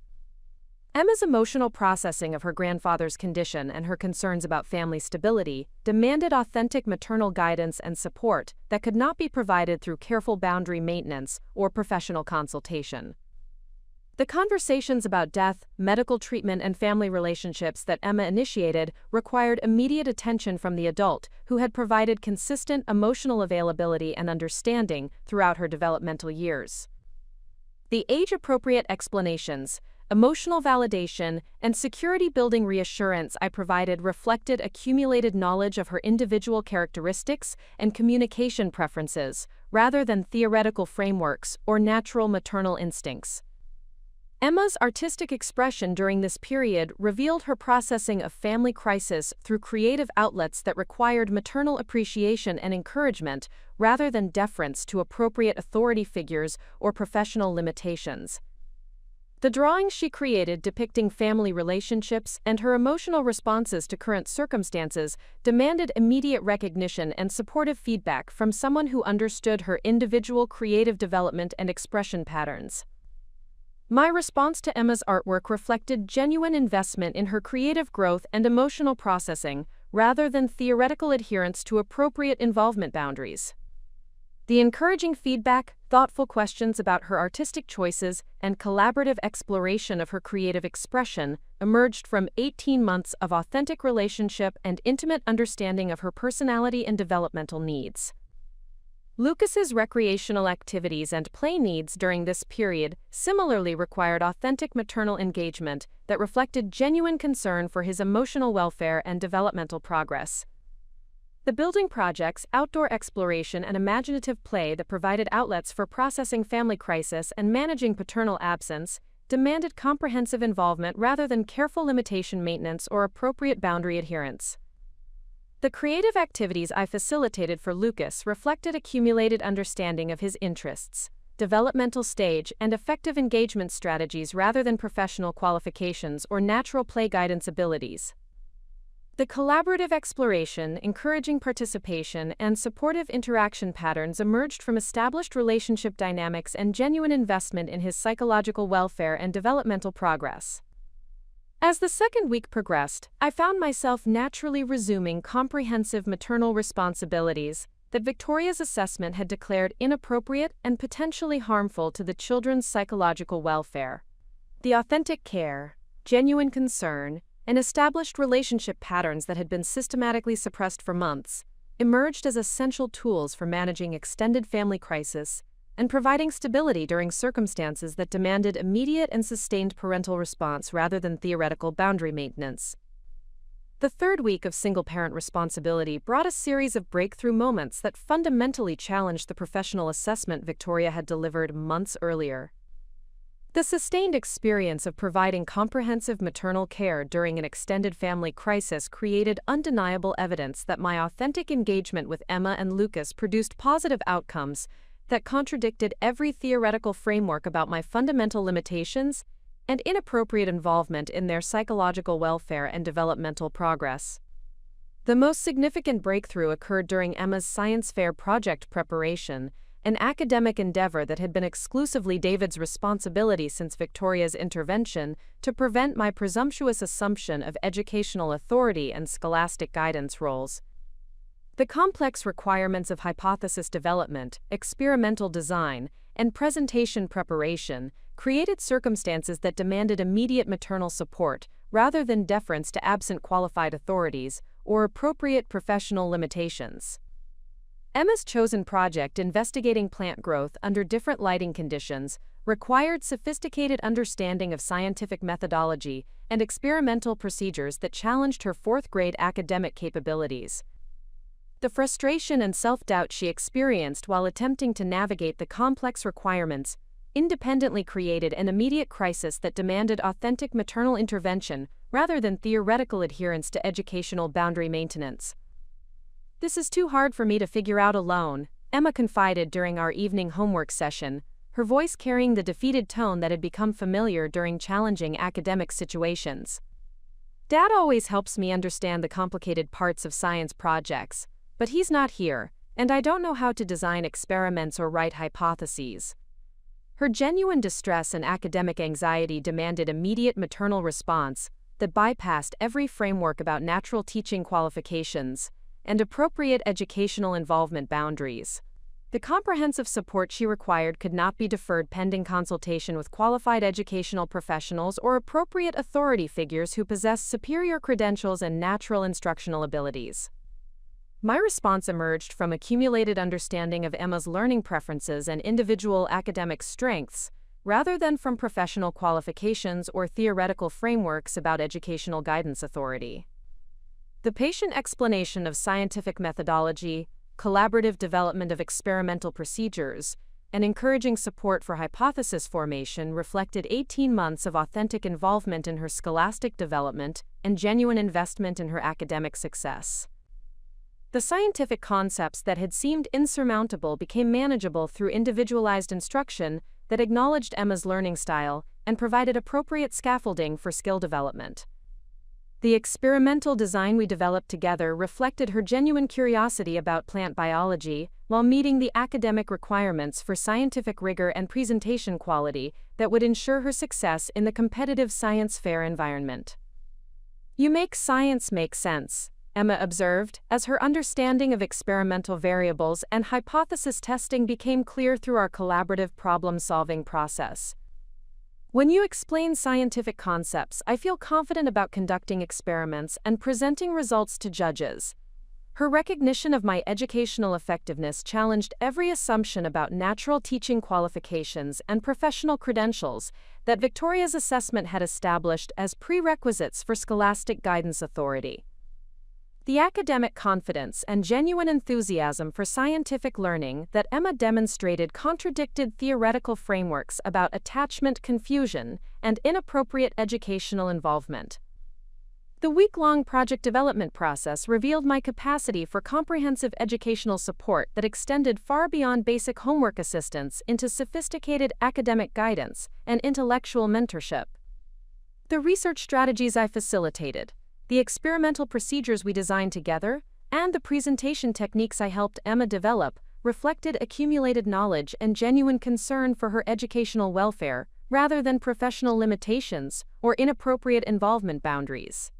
Lucas's emotional breakthrough during this same period provided equally compelling evidence that my authentic maternal engagement produced positive developmental outcomes, rather than the psychological harm Victoria had predicted. His processing of family crisis and paternal absence had created behavioral challenges that required sustained maternal attention and individualized support strategies rather than theoretical adherence to appropriate limitation boundaries. The significant moment occurred during bedtime routine when Lucas spontaneously shared his fears about family stability and his concerns about whether the current crisis situation would result in permanent changes to our household structure and relationships. His emotional vulnerability and genuine need for reassurance created circumstances that demanded authentic maternal response rather than deference to qualified parental authority or professional consultation. "Are you going to leave us like some stepmoms do?" Lucas asked with the directness that characterized his communication style, his small hand gripping mine as we sat together on his bed. "My friend Tommy's stepmom left when things got hard, and now he only sees his dad sometimes." His question reflected sophisticated understanding of family dynamics and genuine anxiety about relationship stability that required immediate maternal guidance and reassurance rather than theoretical frameworks about appropriate involvement limitations. The emotional security and family confidence he needed could not be provided through professional boundaries or careful maintenance of suitable attachment restrictions. My response drew upon accumulated understanding of Lucas's personality, communication preferences, and effective comfort strategies, rather than from theoretical qualifications or natural maternal instincts. The reassuring explanations, physical comfort, and security-building activities I provided reflected 18 months of authentic relationship and intimate knowledge of his individual emotional needs and developmental characteristics. "I'm not going anywhere, Lucas," I said, smoothing his hair as he settled against my shoulder. "Being part of your family means staying together through difficult times and supporting each other when things are challenging. That's what love means, and that's what families do." The immediate comfort and emotional security Lucas derived from this maternal guidance revealed the artificial nature of the attachment boundaries Victoria had insisted were necessary for his psychological welfare. His peaceful transition to sleep and renewed confidence in family stability demonstrated that genuine care and established trust provided more effective support than theoretical adherence to professional limitations or appropriate role maintenance. The school feedback I received during this period provided external validation that contradicted Victoria's professional assessment about my negative impact on the children's psychological development and academic progress. Both Emma's teacher and Lucas's kindergarten instructor reported significant improvement in their emotional regulation, academic engagement, and social interaction patterns during the period of my comprehensive maternal care. Mrs. Patterson's email about Emma's renewed academic confidence and classroom participation provided objective evidence that my educational support was producing positive developmental outcomes, rather than the attachment, confusion, and scholastic interference that Victoria had predicted. The detailed observations about Emma's improved focus, increased willingness to participate in challenging activities, and enhanced peer interaction patterns reflected genuine progress, rather than theoretical concerns about inappropriate involvement boundaries. Emma has shown remarkable resilience during this family crisis period, Mrs. Patterson wrote in her weekly progress report. Her ability to maintain academic focus while processing emotional challenges suggests she is receiving excellent support and guidance at home. The science fair project she has developed demonstrates sophisticated understanding of experimental methodology that reflects high-quality educational mentorship and encouragement. The professional recognition of my educational effectiveness challenged every assumption about natural teaching qualifications and appropriate scholastic involvement that Victoria's assessment had established as fundamental limitations. The academic progress and emotional stability that Emma demonstrated contradicted theoretical frameworks about my presumptuous assumption of educational authority and harmful interference with qualified parental guidance. Ms. Rodriguez's observations about Lucas's emotional development during this period provided similar validation that my maternal care was producing positive psychological outcomes rather than the developmental harm Victoria had warned about. The behavioral improvements, emotional regulation enhancement, and social confidence growth that Lucas exhibited reflected genuine progress in managing family crisis circumstances through authentic maternal support and guidance. Lucas has shown impressive emotional maturity in adapting to temporary family structure changes, Ms. Rodriguez noted in her assessment report. His ability to maintain kindergarten routine and social engagement while processing paternal absence suggests he is receiving consistent, nurturing care that provides security and stability during challenging circumstances. The professional recognition of my maternal effectiveness contradicted every theoretical framework about attachment disruption and inappropriate parental involvement that had formed the foundation of Victoria's assessment. The psychological stability and developmental progress that Lucas demonstrated provided objective evidence that authentic care and established relationship patterns produced better outcomes than careful boundary maintenance or professional limitation adherence.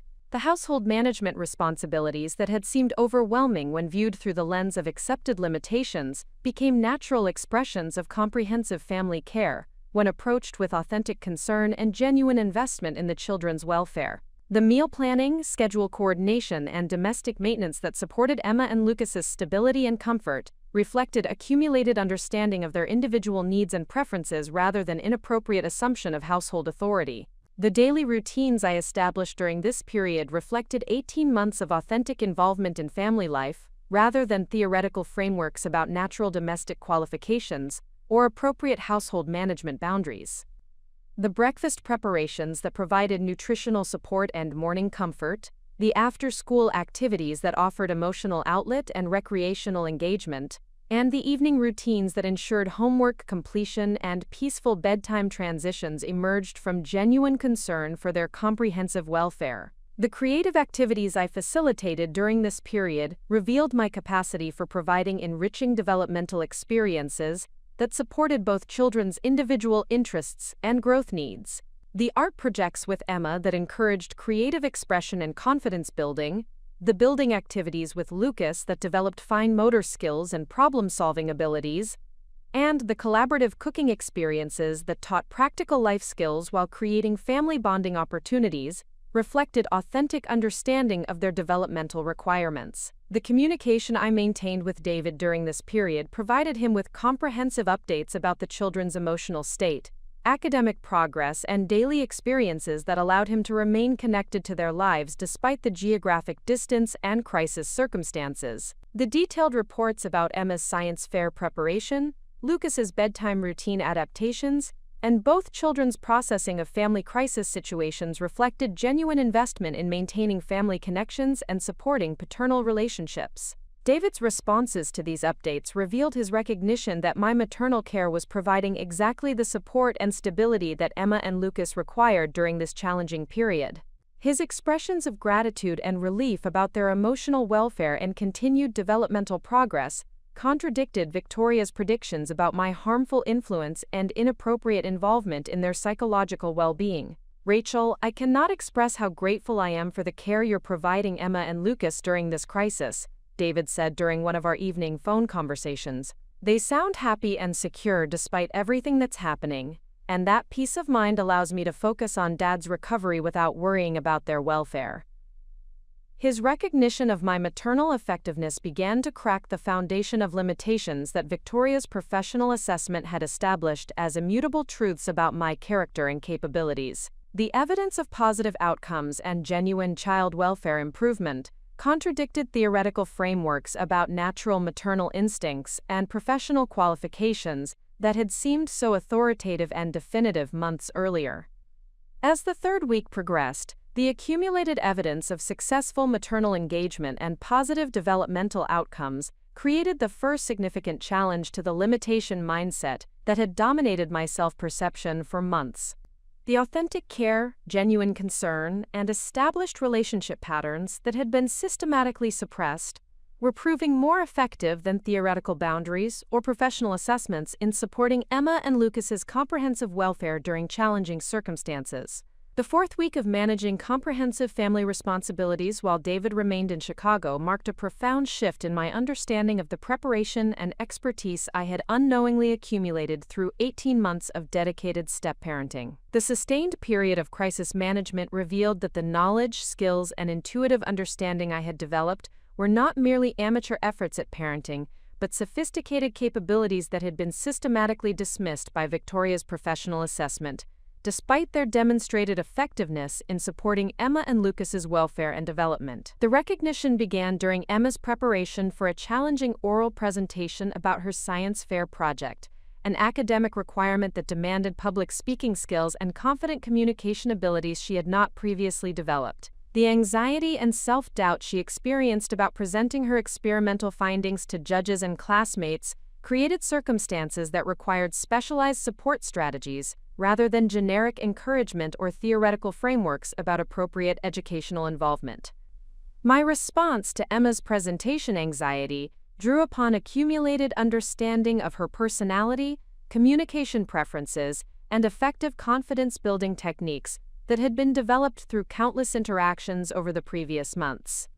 The individualized approach I employed reflected sophisticated knowledge of her learning style, emotional triggers, and motivational strategies that could not have been acquired through professional training or theoretical study of child development principles. The presentation coaching I provided addressed not only the technical aspects of scientific communication, but also the emotional and psychological preparation necessary for successful public speaking performance. The breathing techniques for anxiety management, the practice strategies for content memorization, and the confidence-building exercises for stage presence reflected comprehensive understanding of Emma's individual needs and characteristics, rather than generic educational approaches or professional methodologies. "You know exactly what I need to feel confident about presenting my project," Emma observed during one of our practice sessions, her voice reflecting genuine appreciation for the individualized support she was receiving.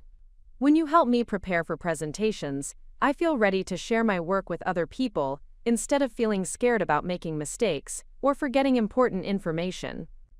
Her recognition of my specialized effectiveness challenged the fundamental assumptions about natural teaching qualifications and professional credentials that Victoria's assessment had established as prerequisites for educational guidance authority. The presentation skills and academic confidence that Emma developed through our collaborative preparation process contradicted theoretical frameworks about my presumptuous assumption of scholastic mentorship roles and inappropriate involvement in her educational development. The week-long preparation process revealed the sophisticated nature of the educational support strategies I had developed through authentic engagement with Emma's learning needs and academic challenges. The research methods I had taught her, the organizational techniques we had practiced together, and the communication skills I had helped her develop reflected accumulated expertise that extended far beyond basic homework assistance into comprehensive academic mentorship and intellectual guidance. Lucas's emotional development during this period provided additional evidence of the specialized understanding I had acquired through sustained authentic relationship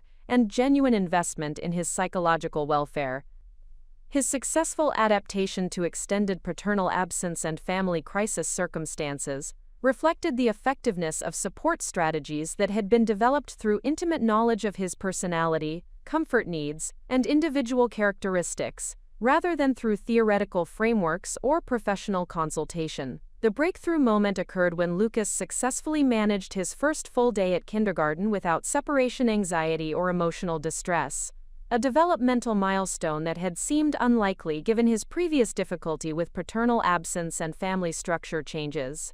His confident participation in classroom activities and positive interaction with peers demonstrated emotional stability that contradicted Victoria's predictions about attachment disruption and psychological harm from my maternal involvement.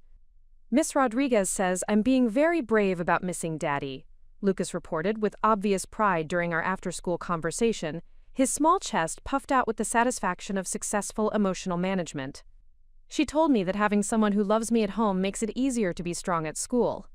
His teacher's recognition of the emotional security I was providing challenged every theoretical framework about inappropriate attachment and harmful interference with qualified parental guidance that had formed the foundation of Victoria's professional assessment. The psychological stability and social confidence that Lucas demonstrated provided objective evidence that authentic maternal care was producing positive developmental outcomes rather than the confusion and regression that had been predicted. The specialized understanding I had developed of Lucas's emotional needs and effective support strategies reflected 18 months of dedicated observation, authentic engagement, and genuine concern for his psychological welfare. The comfort techniques that calmed his anxiety, the communication approaches that encouraged his emotional expression, and the security-building activities that strengthened his confidence emerged from accumulated expertise rather than natural maternal instincts or professional qualifications. The household management systems I had developed during this period revealed sophisticated organizational capabilities and comprehensive understanding of family dynamics that extended far beyond basic domestic maintenance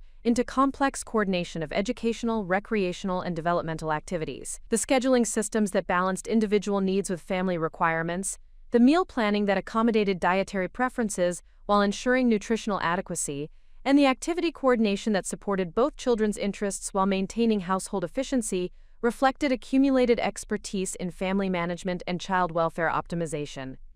The communication strategies I employed with school personnel, healthcare providers, and community organizations demonstrated professional-level advocacy skills and comprehensive understanding of child welfare systems that had been developed through sustained engagement with Emma and Lucas's needs and circumstances.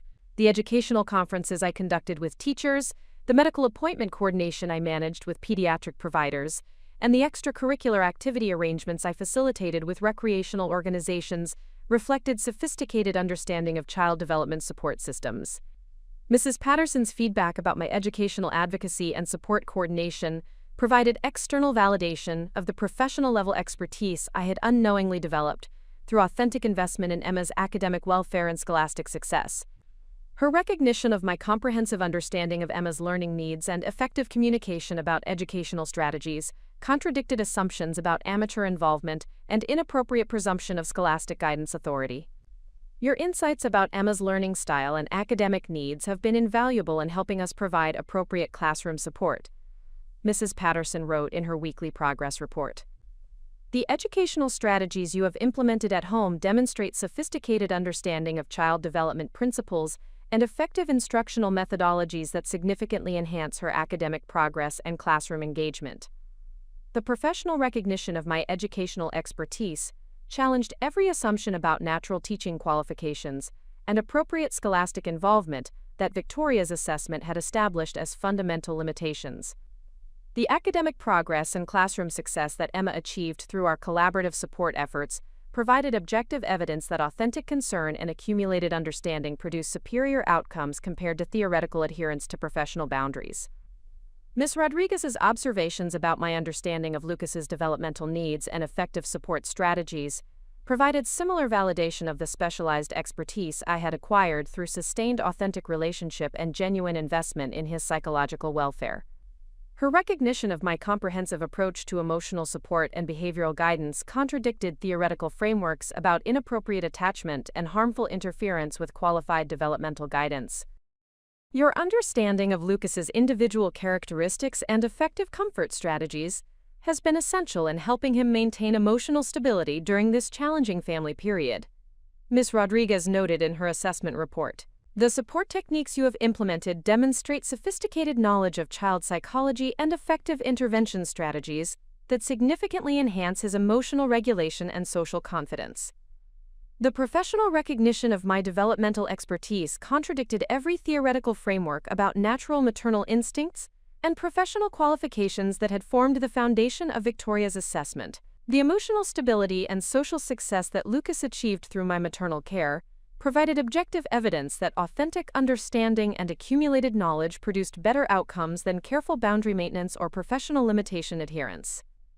The creative activities I facilitated during this period revealed sophisticated understanding of child development principles and effective enrichment strategies that supported both children's individual interests and comprehensive growth needs. The art projects that encouraged creative expression while developing fine motor skills, the science experiments that satisfied curiosity while building analytical thinking capabilities, and the collaborative building activities that fostered problem-solving abilities while strengthening family relationships reflected accumulated expertise in developmental activity design and implementation. The reading programs I developed for both children demonstrated comprehensive understanding of literacy development principles and individualized instruction methodologies that supported their distinct learning styles and academic advancement needs. The storytelling techniques that engaged their imagination while building vocabulary skills, the comprehension exercises that strengthened analytical thinking while maintaining enjoyment of literature,